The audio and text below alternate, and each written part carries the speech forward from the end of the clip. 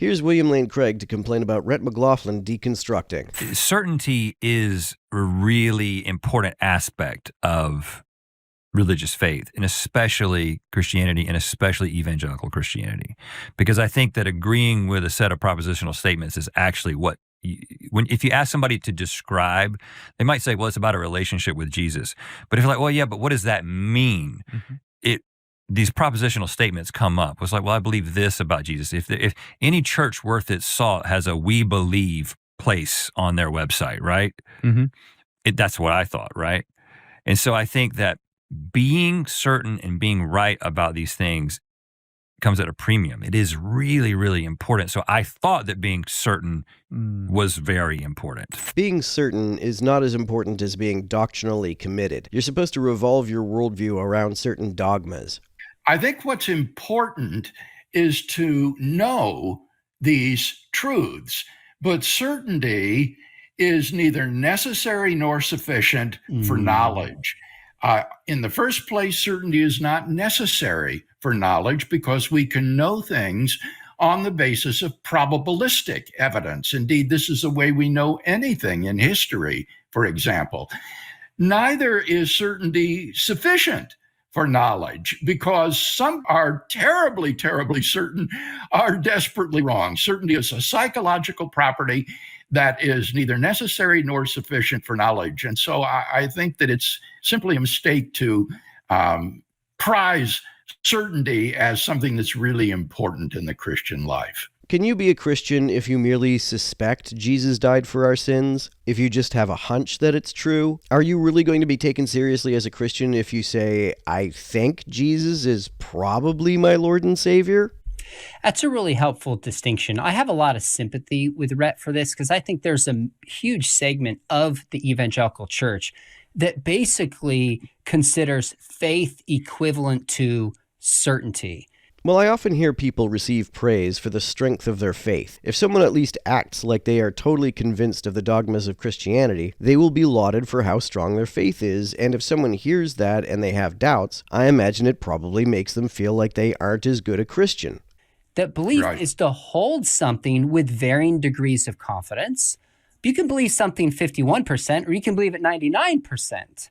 They're both beliefs, different psychological confidence, like you said, whereas certainty is a psychological state of having no doubt, being 100% confident something is true. And I think when we do this, in people's minds, then they associate doubt with unbelief. I think a big reason why religious people get spooked by their doubts is that they worry that they will end up in hell because of their doubts. Maybe they think that a doubt is the thin end of a wedge, the thick end of which is apostasy. I can agree that God preordained a certain number of people to be his children, which definitely means that a certain number of people are not predestined to be his children. In fact, statistically speaking, the majority of people who've ever lived and live right now, and they're going to be in hell. So I believe that because the Bible says it. But, and I paused because I was a little bit nervous. I was like, but doesn't that kind of make God an asshole? And they were like, no.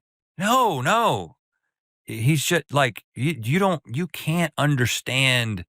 First of all, we all deserve to be in hell. The fact that he would save, he's justified in not saving anyone. Yeah, that's the line, isn't it? And so then I was like, yeah, but he decided to create a world in which these beings would exist. He still made that choice. Doesn't that still kind of make him an asshole? Given that God allegedly knows who will end up in hell and who won't, he could just abstain from creating those folks in the first place. Why wouldn't that be a much more merciful way to create human beings? Essentially, here's the question, Bill. Is God morally reprehensible for creating a world in which most people will not believe in him? And how can Christians live with cognitive dissonance of this kind?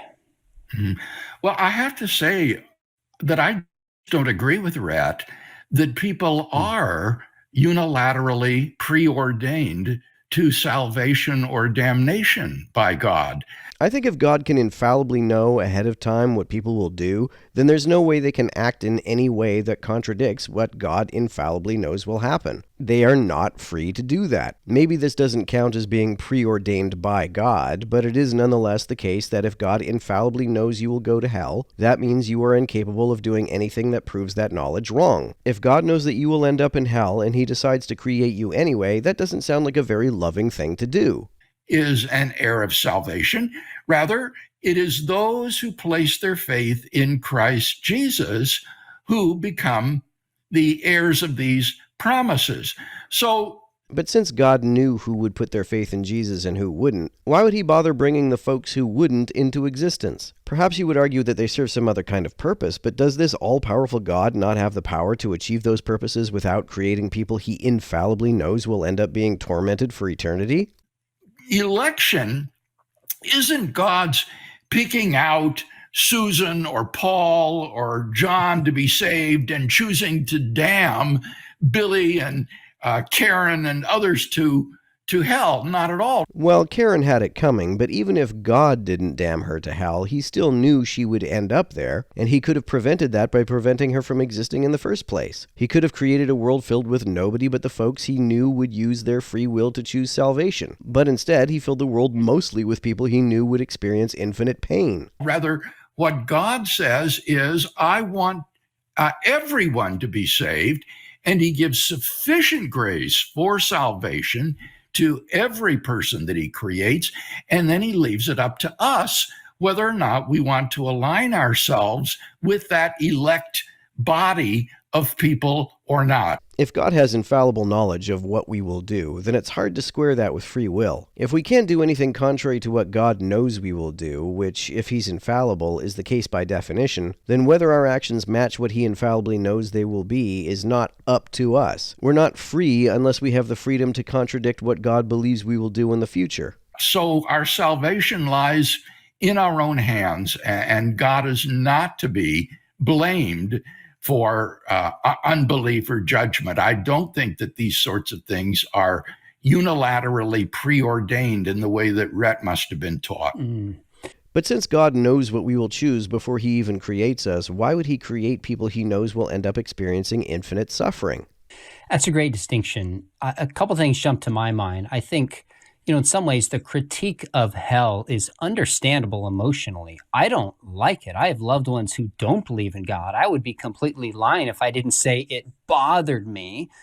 But of course, two questions come to mind. Number one, when we critique hell as being unjust, that assumes that humans have value and ought not be treated this way. And there's a standard by which we can critique God. I want to flip the scenario around and say, where does that standard come from if there is no God? We can judge God by his own standards. Apologists make this argument as though pointing out that God doesn't seem to live up to his own standards is to accept those standards as legitimate. You don't have to accept a person's moral standards to point out when they aren't living up to them. That doesn't answer it, but to me helps place the question in terms of really philosophically explaining human value and where right and wrong come from. The other thing, and this is a big piece to me, but why believe in something like hell? When it's all said and done, I'm convinced because I think Jesus taught it. And if Jesus lived a sinless life, did miracles, gave us the most profound or some of the most profound moral teachings, and rose from the grave, there is a certain authority there to speak on these matters, whether we like it or not. Why do apologists always think that rising from the grave somehow proves or is even evidence that one's moral teachings are worth following? Even if Jesus is God, I don't think there's any non-circular reason to do what God says. That's why the central question, I think, is the identity of Jesus. Yes. I don't think in one sense God sends anybody to hell. Rather, people send themselves by irrevocably and freely separating themselves from God forever. If it's a free and informed choice, then the people who choose hell must genuinely prefer it. If that's the case, why would anyone need to be saved from it? And why is this choice irrevocable? Can nobody change their mind? If they do change their mind, are they stuck in hell regardless? That doesn't seem very loving. But I took it that Rhett's objection was that people's fate is preordained or predestined by God. And I just disagree with that. That's not the way I read the Bible. Rhett's community may have been Calvinist. They believe that if someone converts to Christianity, it's because God chose them to convert, and those who do not convert are the folks God doesn't want to save. But even if your afterlife is not predestined by God, he could still choose not to bring people into existence who he knows will end up in hell. Jessie, my wife, who did come from like a young earth creationist background, like that's, that's what she was taught growing up. When I came home and I was like, we need to talk about something, and I said, I am thoroughly convinced that evolution is true and that we are related to every other animal. I believe in common ancestry. And I just think that it is not just, I sort of think it's true. It's just like my reading has led me to think that if this isn't true, then I actually can't determine what anything that's true. Craig, I think, is an old earth creationist, so he may sympathize with Rhett on this issue. It's so overwhelming. Because I'd read additionally to that, she just starts crying. Because she knew what this represented. Right. This was this seismic shift. And I think a lot of people that I tell this story to are like, what do you mean? But there's all these Christians that believe in evolution. Like, I can't believe that this was so significant for you. But I think the reason it was is because at that point, I realized how wrong I could be about something so fundamental. Yeah. And I never, ever considered that I might be wrong about something so fundamental. And then, not only was I wrong, but all of these Christian apologists who were so sure about their critiques of evolution, they had missed the boat so significantly on this that suddenly I was like, can I trust anything else they've got to say? I suspect Craig will tell him that he's been listening to the wrong apologists. Yeah. About this? So that was the first big domino. Yeah. Essentially, here's the question. How big of a domino in one's faith is evolution? And what lessons should Christian apologists learn from Rhett's experience? I think that the evidence in favor of common ancestry is good, especially the evidence of microbiology.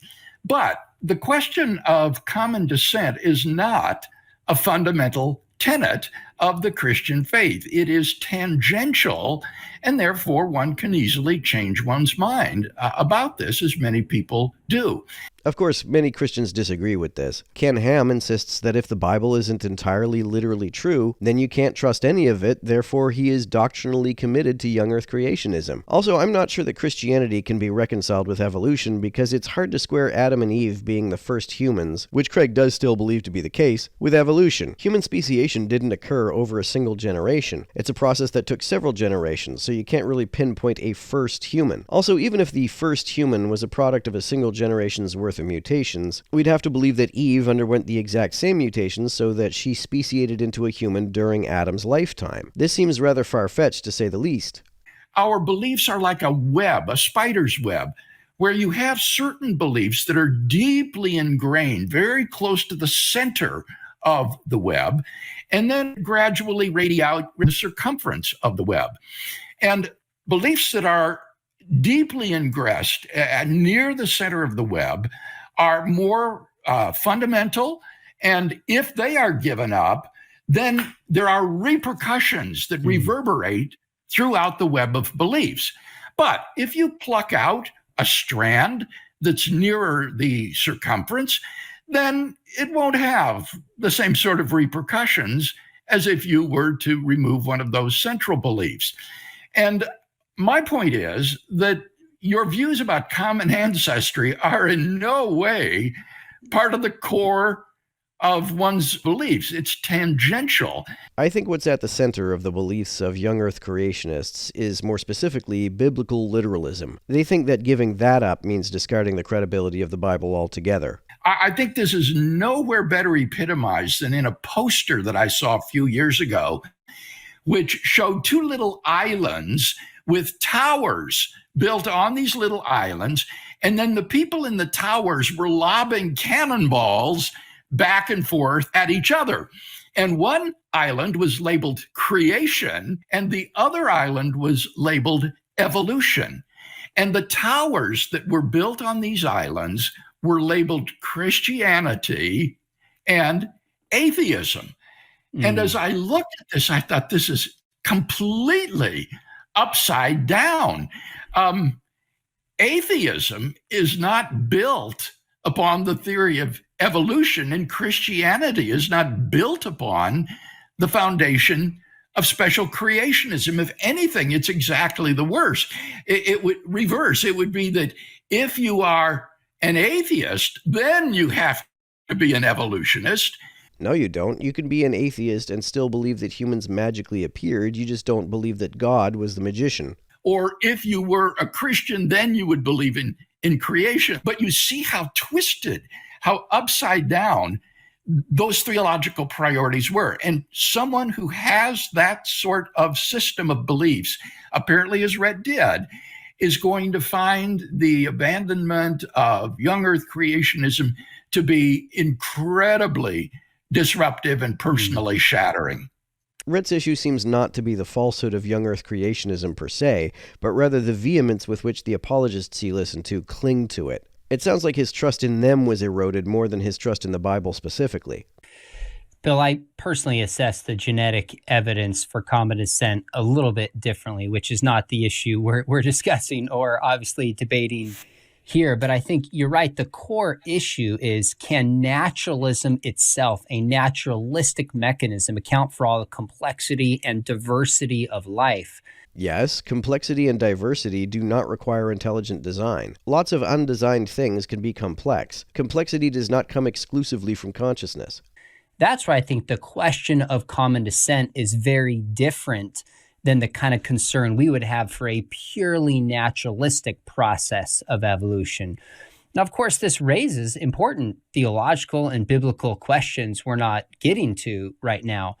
But one thing that I say to my students is specifically, I'll say, look, and these are my students at Biola, even if evolution were true, it can't explain some of the most important worldview questions that every belief system needs to explain. Why is there something rather than nothing? Just as you believe that God can exist without a cause, I believe the universe can exist without a cause. Why is the universe fine-tuned? Why would an all-powerful God need to finely tune the universe for life? I actually find this to be evidence against God's existence. If the universe did not have parameters that allowed the natural development of life, but we lived in that universe anyway, that would be far stronger evidence that life is not a merely natural phenomenon. The origin of life, origin of morality, origin of consciousness. Life is made of chemicals, so it's pretty clear that it originated from chemicals. There is no fundamental difference between the chemical processes that make up life and chemistry generally. Morality evolved because having some innate sense of empathy and fairness is advantageous for preventing extinction. I think we have some vague innate sense of justice, but the details of what is right or wrong are filled in by culture, which is why cultures can differ so much. Consciousness also evolved. Some argue that because there's nothing in our subjective experiences that clue us into the fact that every sensation is essentially a pattern of neurons sending electrochemical signals between each other means that consciousness has to be something else. But I think this is a compositional fallacy. The fact that each interaction between any two neurons is not conscious doesn't mean that a larger pattern of interactions between neurons can't be conscious.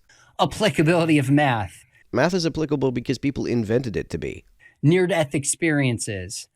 Any reported aspects of near-death experiences that aren't consistent with known neurological phenomena either have poor evidence behind them or are better explained as coincidences. Sometimes people report leaving their bodies and seeing things that they couldn't see from the hospital bed. A lot of these stories are pretty suspicious or could be lucky guesses. Also, even if people did have souls that left their bodies, it would be a non sequitur to say that God therefore exists. None of evolution alone would explain any of those things, so it's such a small pinnacle. Evolution explains several of those things, but can't explain all of those things because evolution is a biological theory, and not everything Sean brought up has to do with biology. However, physicalism, the belief that only physical things exist, is perfectly consistent with all of the phenomena he listed. And what a worldview needs to explain. All right, let's move to clip number 4. There was never... I think that there was, especially in those days, in the college days, there was zero curiosity Right. about whether or not I might be wrong. Yeah. You know, that wasn't even up for debate. There was full confidence and no curiosity. Mm-hmm. And I am in a very, a very different place. I think those two things have reversed at this point in my life. Right. Very low confidence in my perspective and high curiosity for all of this stuff. Really, the question here is, how do you balance confidence and curiosity about your faith? Yeah. I've got to say that I am also amazed, as Rhett is, at people's lack of curiosity about things. Some people have no interest at all in how the universe began or in the mystery of the applicability of mathematics to physical phenomena. It's not a mystery. I've done several videos explaining why it's not a mystery. I'll put a link to them in the description.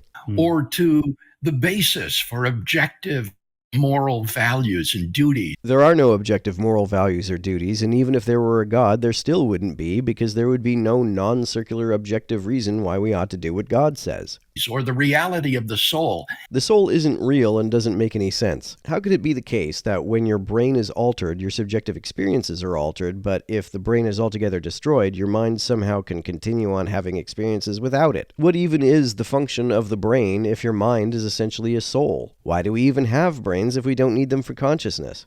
And I just find it incredible that people can be so incurious and so apathetic about these deep questions. And so I find among unbelievers a great deal of incuriosity about these important things. The older I get, the more confident I am that Christianity is true, and the more curious I am about what others believe and why they believe it. The older I get and the more I research and listen to Christians explain their religion, the less Christianity makes any sense at all to me. It was one aspect of that argument, of that case. Probably the most famous one is, well, why would the disciples die for a lie? Mm-hmm.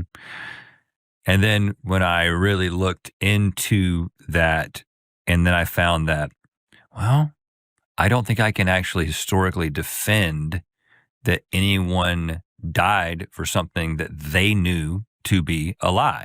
Like, I think that this can be explained by them being deceived, right? They could just be wrong about what they saw or their perspective. But I think the bigger picture was, as I started looking at different perspectives on the historical Jesus. Is it reasonable that the disciples were simply wrong for what they claimed to have seen about the risen Jesus? Could they have been deceived and then, willing to die for something that was false? Well, people die for false things that they believe are true all the time. I think the bigger problem with the idea that the disciples wouldn't die for a lie is that there's no evidence that a single one of them was killed specifically for the belief that Jesus was God, or that he performed miracles, or that he rose from the dead. I was surprised at what Rhett said here. No one died, he says, for what they knew to be a lie. Well, that's exactly the point. They died or were willing to die for what they believed to be the truth. And what's the evidence that they were willing to die rather than recant any claim about Jesus' divinity? No one would die for what he knew to be a lie. So what that implies is that the disciples were either deceivers or deceived.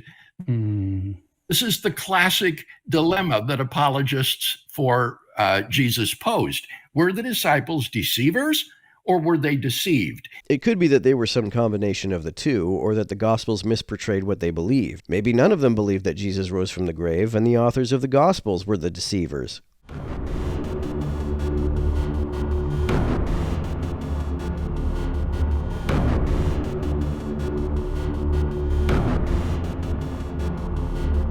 To everyone who helps me out on Patreon, you're a big help. Thanks so much.